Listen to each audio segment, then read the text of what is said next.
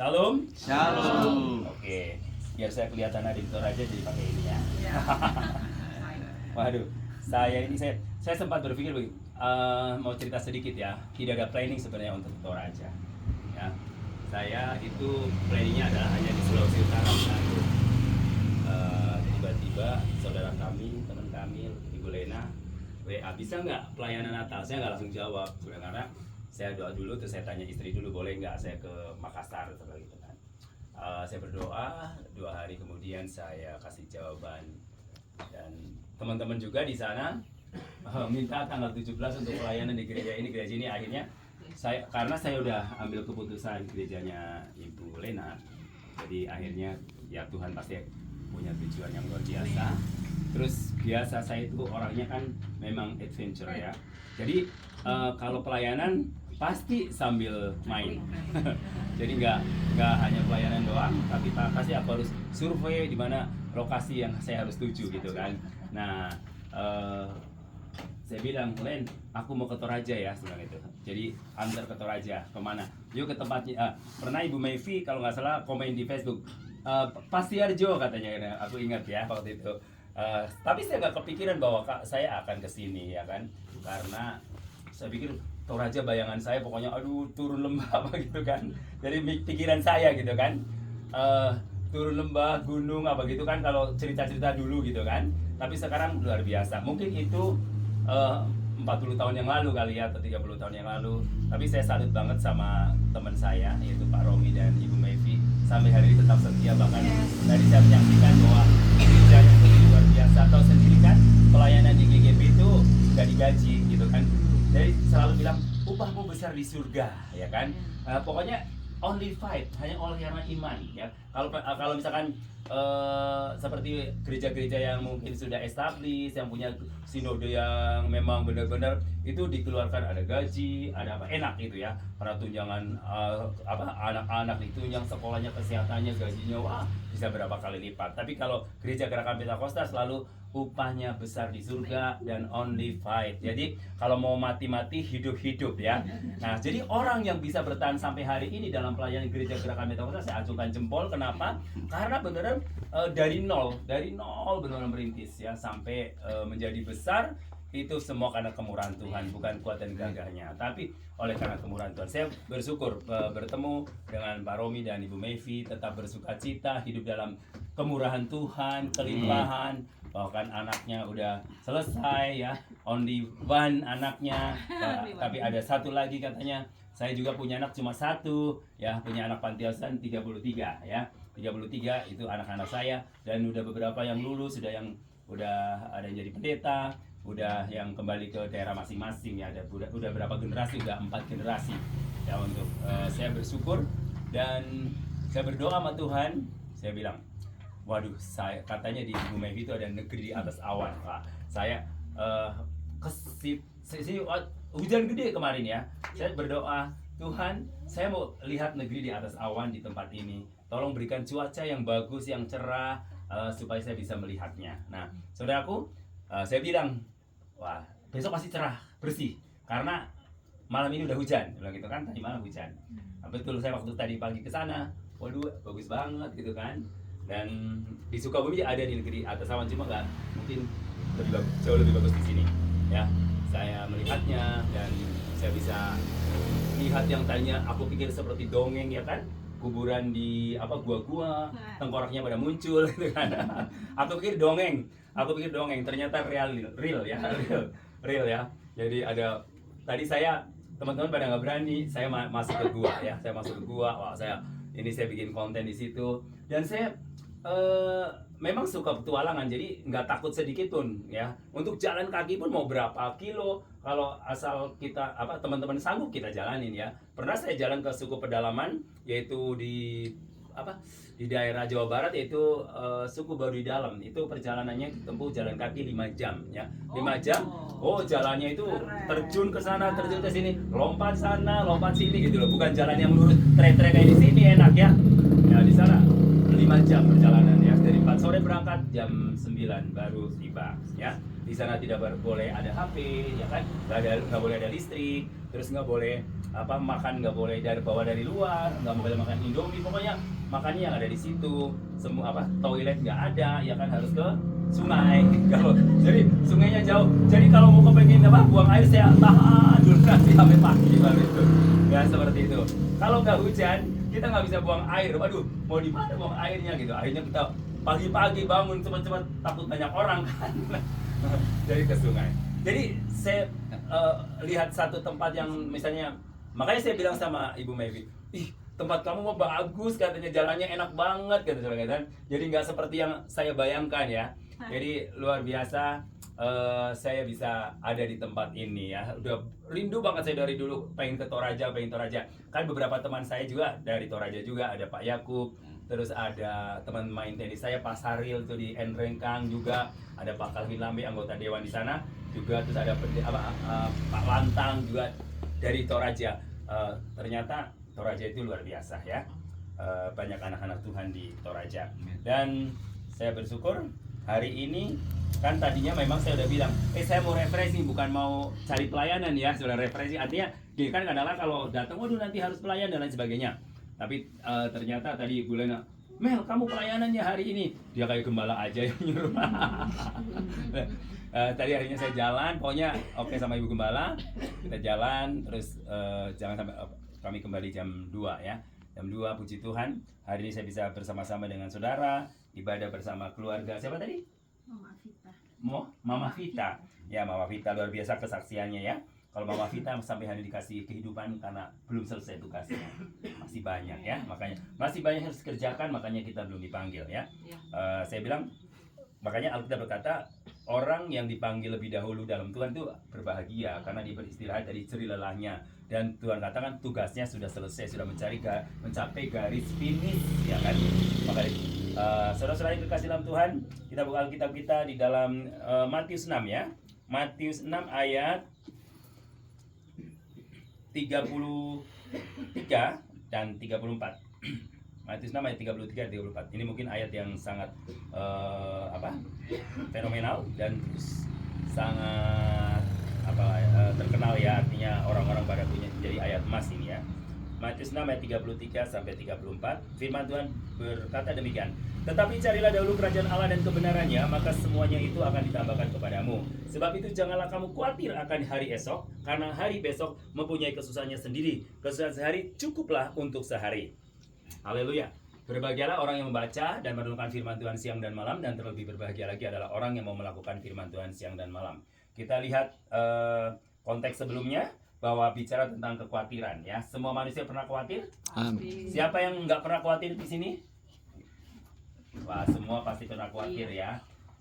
Saya percaya saya juga pernah khawatir ya. Khawatir itu kan salah satu sebenarnya benih yang ditabur oleh kuasa iblis supaya kita ragu dengan janji Tuhan.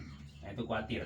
Khawatir itu masalah psikologis sebenarnya ya. Kecemasan, cemas, khawatir, nah itu emosi yang negatif. Emosi yang negatif yang ditaburkan oleh kuasa iblis agar kita ragu dengan janji Tuhan, itulah khawatir. Nah, kita khawatir boleh nggak? Boleh nggak? Sebenarnya kalau secara manusiawi boleh, tapi kalau secara Alkitab nggak boleh. Dilarang sama Tuhan. Jangan kamu khawatir sebenarnya. Jangan kamu khawatir. Jangan kamu khawatir, ya kan? Tuhan katakan jangan kamu khawatir sampai Tuhan ajarin kita. Apa ajarinnya? Lihat loh, burung di udara, ya kan? Dia tidak menabur, tidak menanam, ya, tidak menanam padi, tidak menanam mungkin buah-buahan, tapi dia dipelihara oleh Bapa di surga. Nah, terus kita disuruh belajar lagi, kemana lagi? Ke bunga bakung. Ya, bunga bakung. Saudara pernah lihat bunga bakung? Bunga bakung itu bagus ya bunganya, tumbuhnya musiman saja. Nah, bunga bakung itu dia katakan dia tidak memintal, ya kan? Dia tidak menenun, tapi didandani lebih dahsyat, lebih indah daripada jubah Salomo. Nah, saudara tahu kan Salomo? Ya, Salomo itu raja yang terkenal suka kawin, ya kan? Terkenal suka dengan gundik, ya kan? Bahkan ada berapa ratus gundiknya, terus sampai dijual 1000-an lah ya. Nah, saya mau katakan Salomo itu ada raja terkaya dan jubahnya itu keren banget. Saya pikir pasti Salomo itu ada orangnya gaul, buktinya banyak cewek-cewek terpincut, ya kan? Keren, pasti cakep. Banyak cewek-cewek yang nempel setiap dia pergi kemana ke daerah mana, pasti dia dapat cewek yang cantik, ya kan? Karena mungkin ganteng, mungkin parlente kalau atau tajir ya, tebal dompetnya, ya kan? Betul nggak? Kan zaman sekarang kan kalau nggak tebal dompet, ya kan cewek susah nempel ya toh, kecuali hamba Tuhan sama hamba Tuhan ya, apalagi lulusan STP sama STTP ya dengan iman, ya kan. Tapi kalau di luar sana, ya kan, kalau yang nggak lulusan Alkitab, cewek-cewek mikir, wah ini cowok ini dompetnya tebal atau enggak, ya kan. Jangan kita sudah kenalan, ternyata malah cowok kita kasbon sama papa kita, ya kan. Saya pernah lihat di televisi sampai akhirnya terjadi pembunuhan karena apa? Cowok itu udah dekat sama cewek, udah disetujui oleh orang tuanya, dan dia tidak bekerja, dia pinjam modal ke calon mertuanya. Nah, kira-kira nih, kalau kalian sebagai orang tuanya ya, punya anak gadis begitu, punya anak gadis, terus punya pacar cowok itu, pinjam modal kepada calon mertuanya, belum jadi baru calon. Kira-kira dikasih nggak Bu Meta, Mama Mita? Berpikir 1000 kali pasti. Nanti anaknya mau dikasih apa, belum apa-apa udah kasbon, ya kan, modal, ya kan, pinjam modal. Lah nanti anaknya mau dikasih apa kalau dia udah dinikahin, betul nggak? Nah itu. Nah akhirnya apa? Ternyata dia pinjam modal bukan untuk bikin usaha, malah buat selingkuh dengan cewek lain. Nah akhirnya ditagihlah hutangnya bolak-balik sama papanya sama ibunya. Sudah hina, kamu miskin, nggak cocok jadi menantu saya. Mana, pokoknya yang penting uangnya bayar. Kamu pokoknya nggak usah pacaran dengan anak saya. Ditagih tiap hari. Saking keselnya, akhirnya dibunuh semua. Keluarganya dibunuh. Disisain satu doang, itu pun karena pacarnya nggak ada di rumah. Nah, jadi harus berhati-hati. Apalagi kalau berkenalan melalui sosmed, ya kan? Nah, pokoknya kalau anak-anak muda yang kenalan melalui sosmed itu harus di VC dulu, video call dulu ya.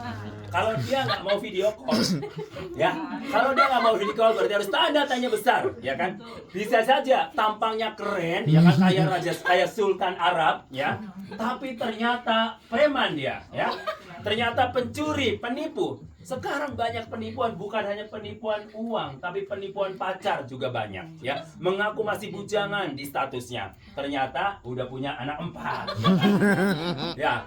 Mengaku pebisnismen, ya kan, wah pakai keren, pakai dasi, pakai jas, ternyata dia adalah penipu. Nah makanya harus di VC dulu kalau mau kenalan. Kan kebanyakan sekarang banyak ketipu nih, cewek-cewek banyak ketipu atau cowok-cowok, ya kan. Tapi kebanyakan cewek-cewek sih yang ketipu. Karena kan yang banyak nipu lah cowok-cowok, tapi cewek-cewek juga banyak yang nipu ya. Ngakunya wah pokoknya selebriti, pokoknya orang keren apa gitu kan. Nah cowok-cowok terpincut juga, ya kan. Tapi kebanyakan cewek sih korbannya ya. Udah deket, akhirnya diporotin duitnya, katanya mau datang, kok nggak datang, ya kan? Nggak taunya uangnya sudah habis, dia nggak datang. Nah, hati-hati. Saya mau katakan bahwa kekhawatiran itu, kenapa sampai itu cewek itu mau ditipu? Ya karena khawatir nggak dapat pasangan hidup. Padahal Alkitab berkata, tidak baik seorang manusia sendiri saja, ya kan? Tidak baik seorang manusia sendiri saja. Pasti dikasih. Teman saya umur 50 tahun baru menikah, baru dapat pasangan hidup. Nah, ada yang duda dapat 2 kali, berarti nikahnya 2 kali. Yang duda aja bisa 2 kali, masa kita sama yang gadis dia dapat gitu kan? Artinya bahwa Tuhan pasti siapkan segala sesuatu indah pada waktunya, ya kan? Nah, saudara-saudara yang terkasih, nah khawatir tentang apa biasanya kita khawatirkan? Yang paling khawatir tentang apa? Makanan, ya kan? Makanan karena kebutuhan primer itu paling sangat krusial, ya. Kalau orang tidak penuh perutnya, tidak kenyang, bisa demo. Ya kan, itu masalah makanan, ya kan. Makanya di Jawa sering ada demo, minta kenaikan UMR, ya kan. Udah digaji segini, minta naik lagi. Yang pusing adalah pengusaha, ya kan. Mana dagang lagi sepi, ya kan, terus minta naik terus. Nah, karena soal perut, ya kan.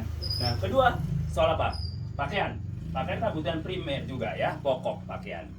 Terus kemudian soal tempat tinggal, ya kan. Bersyukur kita di sini kan jarang yang menjadi kontraktor, ya. kontrak-kontrak. Iya, masa kontraktor tuh kontrak-kontrak, pindah sana pindah sini gitu loh. Di sini itu kan lahan luas, harganya belum terlalu mahal ya kan. Jadi beli, bangun, yang penting bisa berteduh ya, tidak menjadi kontraktor ya. Kalau di kota yang sudah padat, wah banyak yang jadi kontraktor ya kan, karena mahal harganya, ya, pindah sana pindah sini, boyong sana boyong sini, wah capek ya. Nah kemudian apalagi ya, soal pakaian ya kan, tempat tinggal, makanan, itu adalah kebutuhan primer. Nah kalau kebutuhan sekunder itu nomor 2 ya. Boleh ada, boleh tidak, tapi 3. Nah manusia pada umumnya ya khawatir tentang itu, makanya Tuhan perjelas. Jadi Tuhan begini, di dalam pemahaman di dalam Matius ini mengajarkan kepada kita biar kita itu, Tuhan itu bertanggung jawab banget loh. Yes. Tuhan itu bertanggung jawab banget atas hidup kita. Tuhan itu bertanggung jawab atas hidup kita. Jadi dia lahirkan kita, dia hadirkan kita di tengah-tengah dunia ini. Dia nggak sembarang menghadirkan kita, tidak. Dia bertanggung jawab atas hidup kita. Soal makanan, soal minuman, soal pakaian. Yang penting kita tunduk pada otoritasnya, kita bekerja, berdoa, melayani dia, dan mencari. Makanya dijelaskan nanti kesimpulannya. Supaya kita benar-benar, wah Allah bertanggung jawab atas hidup kita. Nah, saudara-saudara yang kekasih dalam Tuhan Yesus Kristus, ini soal fisik, soal yang kelihatan. Yang nggak kelihatan juga, Tuhan sangat bertanggung jawab. Ketika kita jatuh dalam susah, Tuhan beri apa? Yesus lahir ke dalam dunia. Dia mati, ya kan? Dia bangkit pada hari ketiga. Untuk apa? Biar perkara rohani kita itu dipulihkan. Dipulihkan dari apa? Kutuk. Dipulihkan dari apa? Hukuman. Dipulihkan dari apa? Yaitu dari kejatuhan manusia di dalam dosa. Tuhan kirim anaknya yang tunggal. Perkara jasmani Tuhan tanggung jawab, apalagi perkara rohani. Karena itu sangat-sangat signifikan, penting banget perkara rohani. Fisik tidak akan selamanya ada, tapi rohani itu akan selamanya ada. Makanya Tuhan ketika kita jatuh dalam dosa, karena begitu cintanya Tuhan sama kita, sampai dia turun dari tahtanya menjadi serupa dengan kita. Tujuannya untuk apa? Hanya satu, untuk menyelamatkan kita semua. Kenapa dia nggak jelma jadi binatang? Kenapa dia nggak Iya, bisa nggak dia jelma jadi binatang? Sangat bisa, karena dia punya kuasa, maha kuasa. Tapi yang mau diselamatkan itu tujuannya bukan binatang, bukan seekor anjing ya kan, bukan seekor babi. Kalau seekor babi kan enak kan bikin piong ya kan. Nah, piong enak itu. Tadi saya mencoba makan piong, tapi makan segini langsung kleyeng. Aduh, ini banyak lemaknya kan. Tapi saya suka lemaknya. Tadi pagi sudah makan lemak ya di rumah Bro Romi. Tadi siang makan lemak juga ya kan. Kan kalau di Jawa kan nggak ada ya kan, jarang ya makan sakit. Kalau babi tore ada ya, babi tore itu babi crispy ada. Terus rica-rica bisa bikin, tapi kalau piong kan susah, harus bakar di bambu ya. Hanya ada di Toraja, dan juga hanya ada orang Toraja yang bikin. Kecuali di Tinorasa, orang Manado bikin ya. Jadi hampir sama, cuma Tinorasa nggak dibungkus daun, langsung dibuluh ya bambu ya kan. Kalau piong dibungkus daun. Nah, dicampur dengan daun apa nggak tahu ya. Yang penting kan katanya semua daun boleh dimakan, kecuali daun pintu ya kan. Itu pun karena keras. Enggak. Iya. Semua daun-daunnya boleh kamu makan ya kan. Nah kata orang Batak, semua binatang merayap aku makan kecuali kereta api, itu karena keras ya kan, binatang merayap ya semua bisa dimakan kecuali kereta api, itu karena keras ya. Artinya orang Kristen itu boleh makan apa saja karena rakus katanya. Kan setiap itu saya kirimin ke teman aku, teman-teman yang haji-haji aku kirimin, aku lagi makan tikus ya, aku lagi makan kodok, aku lagi makan apa lagi, makan kelelawar ya kan. Cuma ular belum bisa ketelan ya kan. Saya kirim sampai dia bilang apa sih, dia bilang dia Bromo itu mengeluarkan larva apalah, sampai bilang Romo itu, saya panggilannya Romo di sana. Romo itu rakus segala dimakan katanya gitu. Sampai mereka bikin pantun dan sampai bilang ini, pokoknya kalau kamu pulang saya harus karantinakan, belum boleh main tenis bareng aku katanya. Di karantina, jadi belum boleh. Karena katanya kelelawar itu membawa virus katanya kan. Nanti kamu jadi penyebar virus di sini ya. Saya bilang, ya kan nanti saya udah di karantina, saya sudah di Toraja, berarti saya karantina karena nggak ada kelelawar di sini. Oke. Nah, saya mau katakan bahwa Tuhan itu sangat bertanggung jawab atas hidup kita. Perkara jasmani Tuhan tanggung jawab, perkara rohani aja itu Tuhan tanggung jawab, apalagi perkara jasmani. Terlalu kecil buat Tuhan, yang terlalu besar aja dia rela berikan. Oh, anaknya yang tunggal, apalagi cuma makanan, cuma piong, cuma apalagi nasi atau beras ya. cuma bubur dan lain sebagainya. Itu buat Tuhan terlalu kecil. Makanya disiapkan lahan yang luas sekali, tinggal manusia berkreatif untuk mengerjakannya sehingga ada hasil yang harus diambil. Bisa menghasilkan buah, mangga, buah apa saja, padi dan lain sebagainya untuk dinikmati. Makanya Tuhan kasih kita itu lebih, otaknya lebih daripada Android, ya. Jadi kita lebih daripada Android ya. Semua punya HP Android kan? Ya kalau dulu HP nit-nitnya Nokia, kata orang mereknya Nokia ya kan. HP nit hanya bisa terima SMS dan terima telepon. Nah tapi sekarang dengan Android seluruh dunia ada di genggaman tanganmu, ya kan?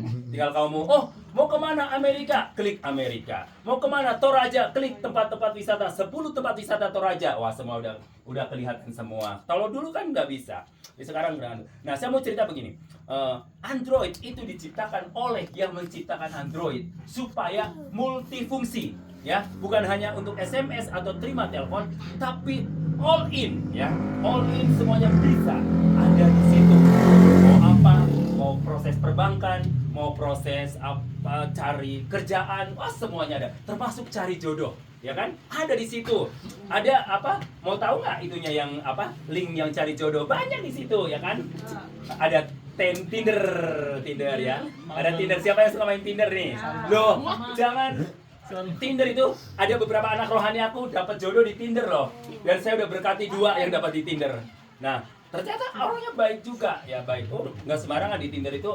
Lulusan sarjana, ada yang dokter, ada segala macam, itu bukan orang asal-asalan. Nah nanti kan ketika match kan ketemuan. Nah ketemuan baru kalau ini nggak sembarangan. Kalau Facebook kan kita harus. Kalau ini kalau match baru ini. Jadi wah, tenang Pak Madri, ada Tinder. Nanti saya kasih aplikasinya.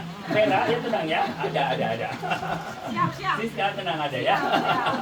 Siap. Jadi ada Tinder ya. Jadi jangan khawatir ya. Jadi kalau kau pengen cari jodoh di luar sana ada Tinder, tenang ya.